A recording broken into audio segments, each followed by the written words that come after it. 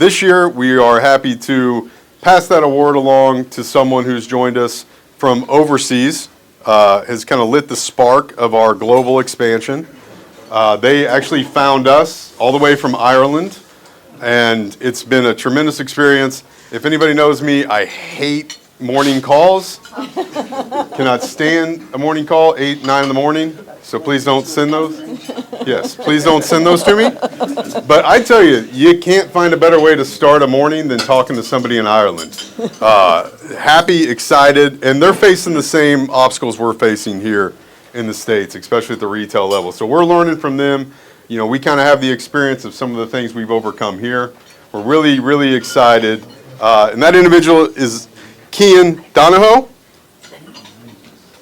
And we're filming this so he can get a piece of this at home, share it with his community, and hopefully we'll get him over here in the next year. So,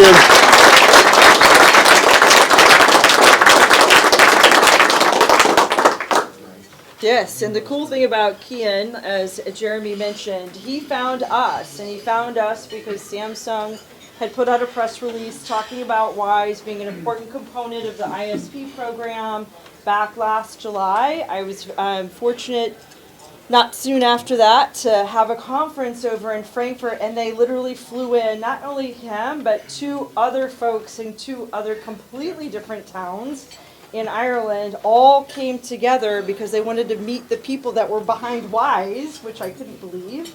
Again, just because it was triggered with the news in the press in terms of what we were doing over here in the States and how it actually might help them in Ireland differentiate themselves. And so it was really exciting, and they're all, you know, relatively, I think one of them is Dublin, but the other 2 are really small towns, and so they were looking for the same things that we've been trying to stand up here in the States. It was really, really awesome to hear that all the work that's been taking place in terms of what everybody in this room has had a hand in building is actually finding its ways into other places all over now. So we hope to foster more of that in '24.